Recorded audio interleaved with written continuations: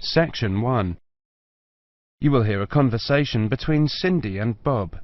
First, you have some time to look at questions 1 to 10. Now listen carefully and answer questions 1 to 10. So, Bob, how many people have said that they're coming on the company picnic? Well, Cindy, we've got 35 definite and another 10 probable. Shall we say 50? I think so. And we've fixed the date for... The 26th, the last Sunday in August. Great. I hope the weather's good. Should be. Now, we have to decide where to order the food from and what kind of things we want. Right. What's our budget? We've decided to go for £10 a head for food and £5 a head for drinks. OK, I got some pamphlets from caterers. What do you think? The most important thing is to make sure that there's a variety of food. We don't want people complaining that they don't like anything. We also don't want food that could deteriorate in the sun. Ice cream, that kind of thing. You've seen these pamphlets. What do you think? Well, I thought Paris Kitchen looked good. The price almost exactly meets our budget, and they seem to have a good variety. I don't know. A friend of mine used them for her company and wasn't impressed. Really? What exactly didn't she like? Well, the food. She said the food was good, but not quite the variety they'd expected. The drinks included some wine, which was apparently not very good. Oh, well, perhaps we need to consider this one, company caterers. Looks a bit pricey. Mind you, I've heard that they are very good. Let me check the price. Yes, £12 a head for food. That's more than our budget. Do you think we could get a discount? Let's see if it says anything in the pamphlet. Yes, they do offer a discount for groups of more than 30. 10%. Does that help us? 10% off £12. It's still more than we budgeted for. Hey, look at this one. Celebrations. It's a new company. I asked a few people about them, but no one has any ideas. Well, let's see. £9 a head for food and £5 a head for drinks. That's fine. What kind of food do they have? It says here that they just provide cold meals for picnics. Well, that's okay. And they include vegetarian dishes. We do have some vegetarians to take into consideration. Well, it looks good to me. The only problem is their lack of experience. I mean, it's a bit of a risk, isn't it? Yes, if the food's no good, we'll look incompetent. Ah, look here. It says that we can visit their premises and try some of the dishes they offer. You mean we might get a free lunch? Shall we call them and arrange to go and see them? OK, which day? How about tomorrow? No, we've got that meeting. The day after tomorrow, Thursday. Good. Time? 11? Good. Right. What's their phone number? 28653479. We also need to ask them whether they can deliver straight to the picnic site, don't we? Yes, I don't think that'll be a problem though. I mean, it's on the outskirts of the city, but it's not too far away. Does the price include delivery? It doesn't say, but the other companies include it, so they should. If they don't, our budget still allows us to pay a small fee. That is the end of section 1. You now have half a minute to check your answers.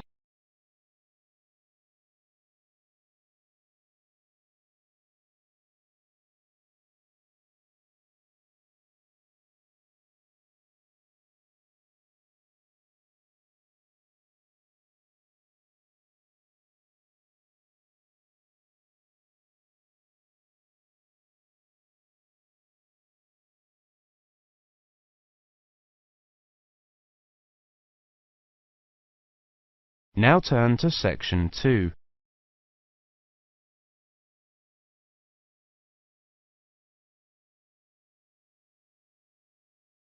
Section 2. You will hear a presentation on advice on legal matters. First, you have some time to look at questions 11 to 20.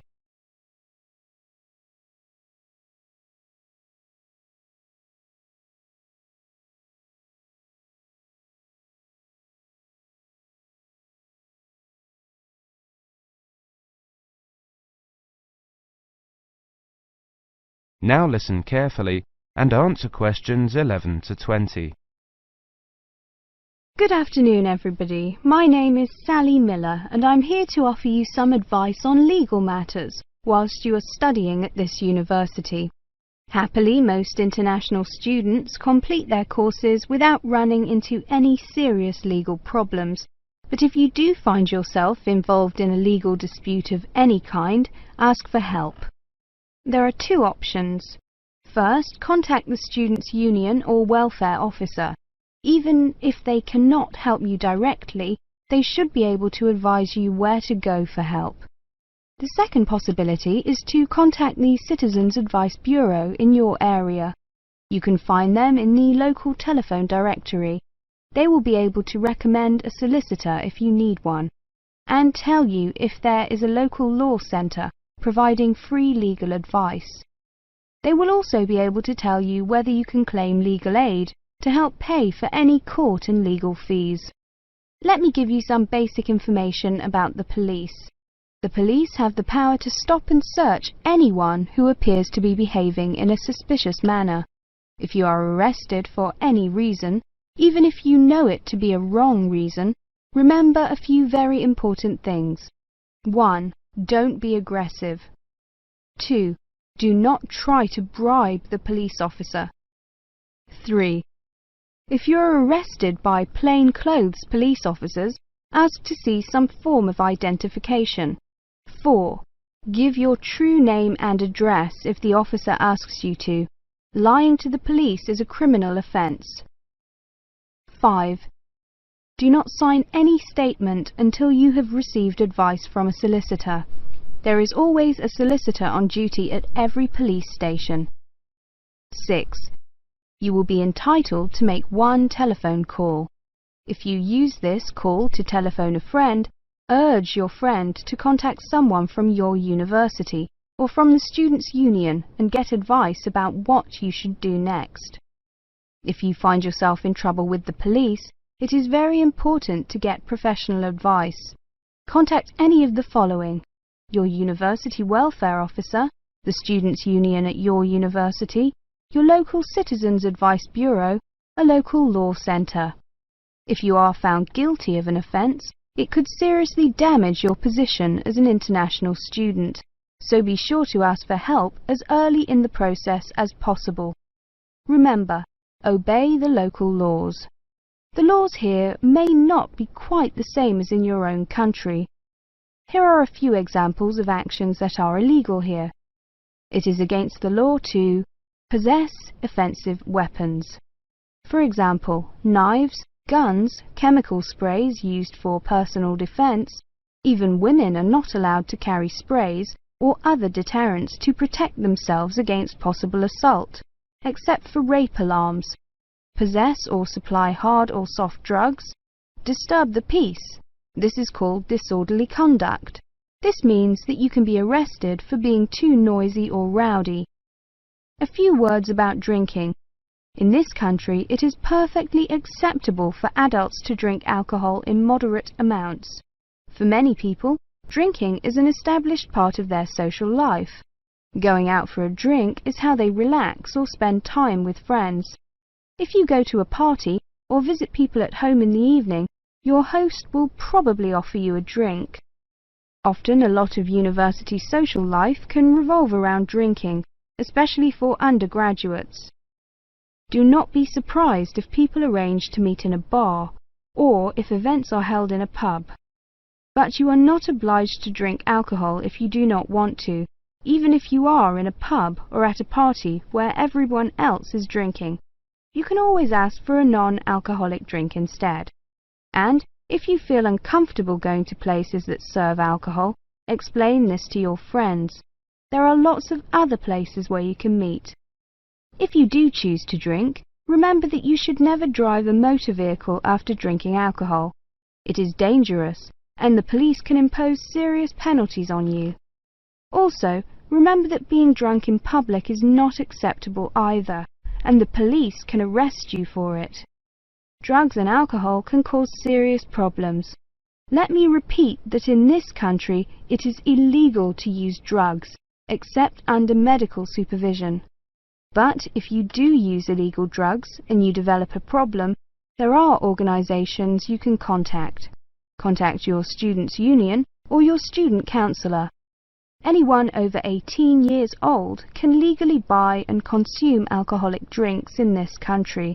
But if you think you might be drinking too much, get help and advice from your student counsellor or your doctor. Again, there are special organisations that can help you with drug and alcohol problems. Contact them. That is the end of section 2. You now have half a minute to check your answers.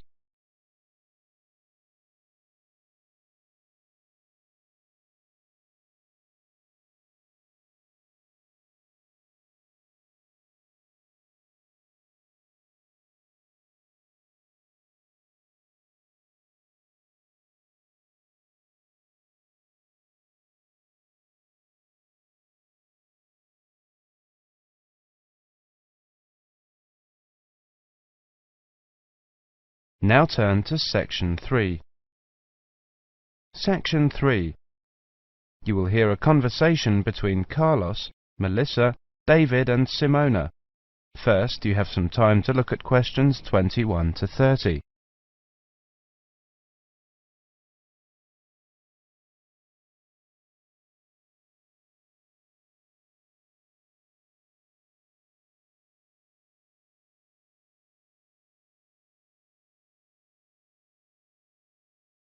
Now listen carefully and answer questions 21 to 30. Okay, everyone. Let's look at what presentation tips we come up with for our next seminar, Melissa. Okay, here's my first tip. Show up early. Some experienced presenters say that something good is bound to happen. I'm not sure about that, but... Well, you may have a chance to head off some technical problem. Also, at the beginning, before you actually begin your presentation, people filter in slowly. It's a great time to introduce yourself. Can't argue with that. Simona has some ideas about opening. Have a strong opening.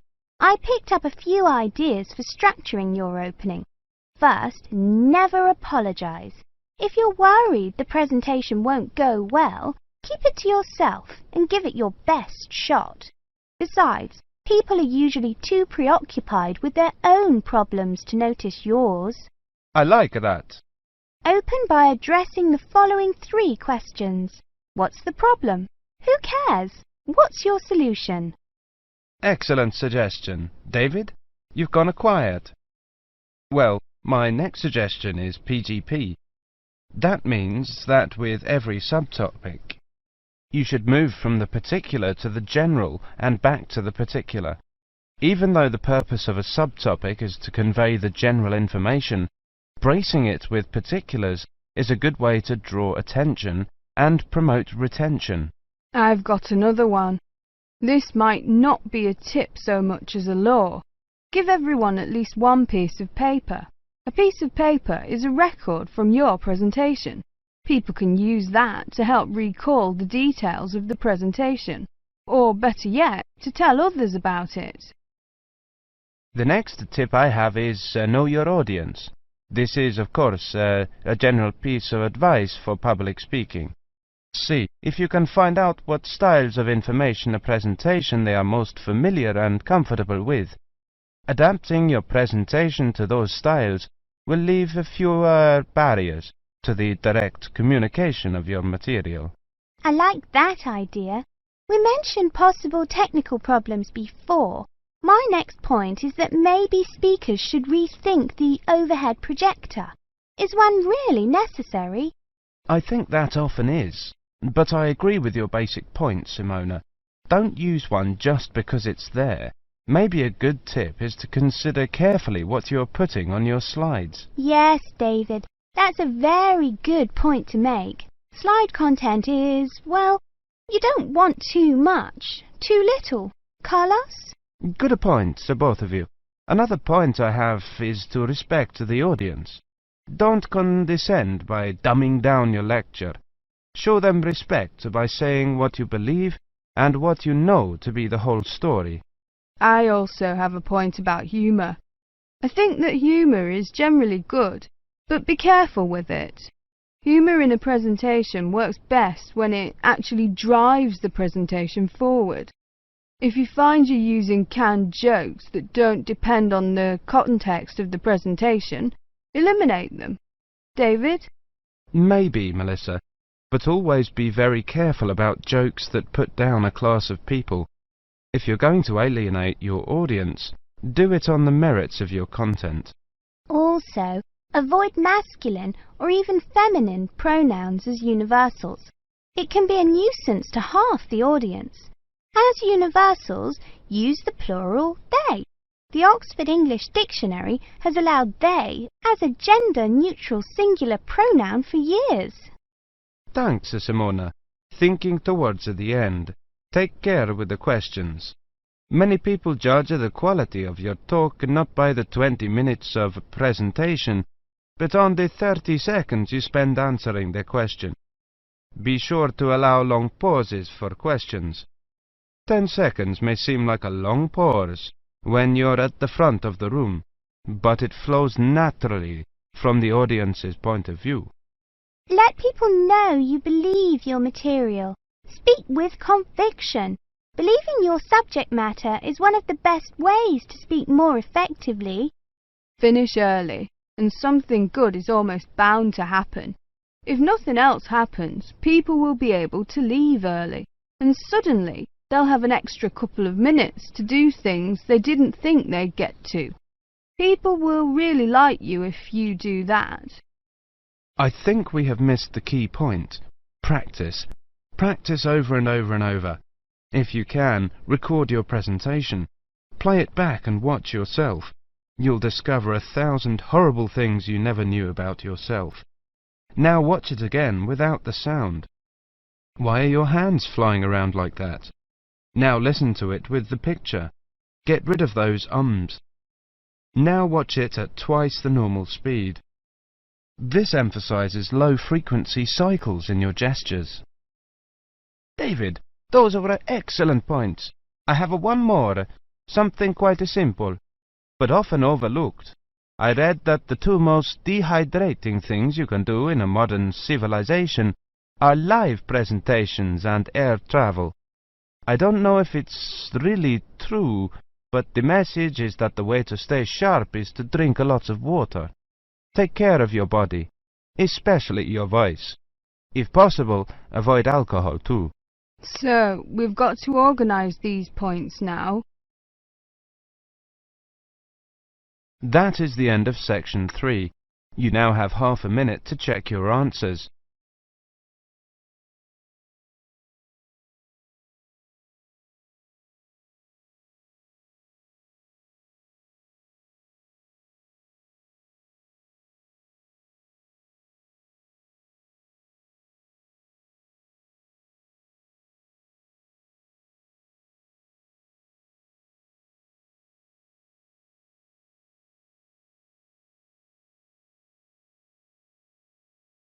Now turn to section 4. Section 4. You will hear a monologue on the subject of the Celts. First, you have some time to look at questions 31 to 40.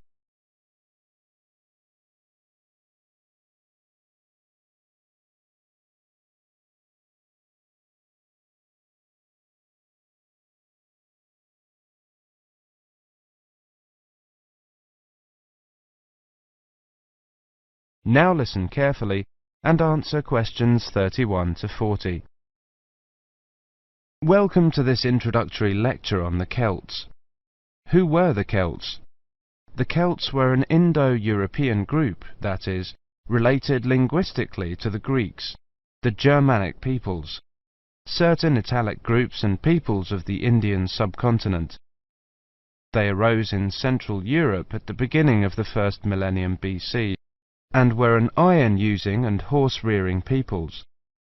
By the end of the first millennium BC, their cultural group had spread up and down the Danube and Rhine, taking in Gaul, Ireland and Britain, across Central Europe into northern Italy and northern Spain.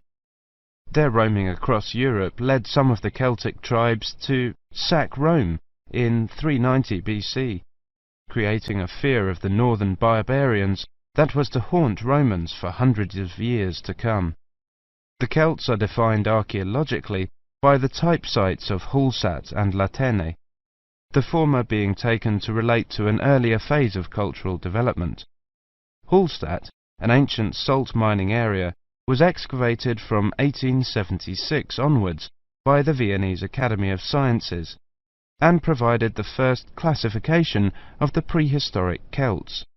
In 1858, the waters of Lake Neuchâtel in Switzerland sunk to a low level, revealing a large prehistoric settlement with a huge number of surviving artifacts.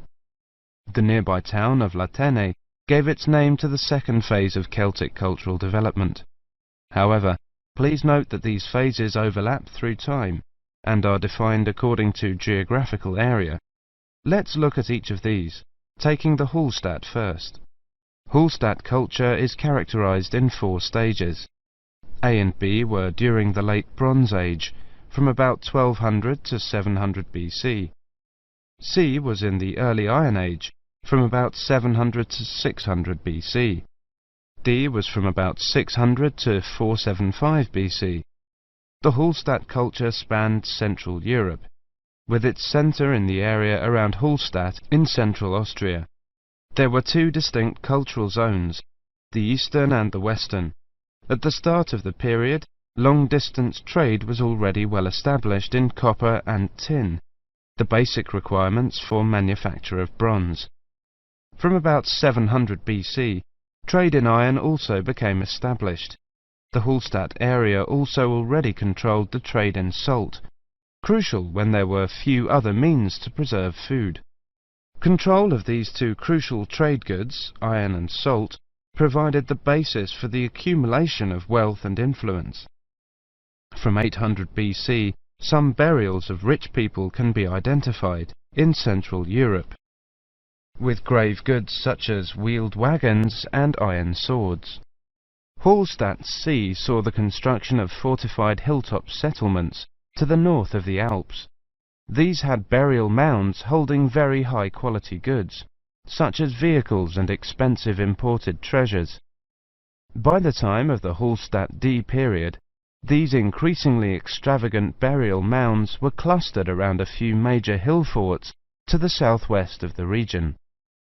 This suggests a development and a concentration of wealth and social power, possibly based on the development of Massilia, present-day Marseille, as a Greek trading port. The expansion of luxury trade brought greater opportunities for profit and helped to create an increasingly stratified society, with the development of a wealthy nobility. Over the period from 1846 to 1863, 1,000 graves were found at Hallstatt, with an astonishing range of artifacts, including clothing and salt mining equipment, as well as weapons, jewellery, pottery, and imported bronze vessels in the chieftains' graves. The Latene era was the time of Celtic expansion and migration, and the time of formation of the myths. The Latene culture is named after the site in Switzerland where it was first discovered. The Latene people were those known to the Romans as Gauls, originally found in an area from eastern France to Bohemia. The Latene culture spread rapidly from about 400 BC.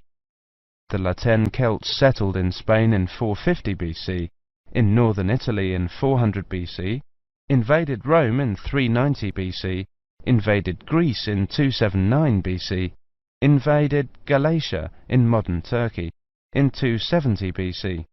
By 200 BC, they occupied the lands that are now Britain, the Netherlands, Brittany, Belgium, Germany and Switzerland. There is much debate over how much of the expansion into Britain was achieved through invasion and settlement, and how much was the expression of cultural transfer that accompanied trade and reflected the commonality of kinship and language of many tribes. There is little evidence for actual migration of Latene people into Britain. Nevertheless, it does appear that the Latene culture was more militarily focused, than the Hallstatt one. The Laten graves across Europe hold iron weapons, swords and spearheads, and wooden shields, as well as everyday items such as razors, yokes, cauldrons and jewellery. That is the end of section 4. You now have half a minute to check your answers.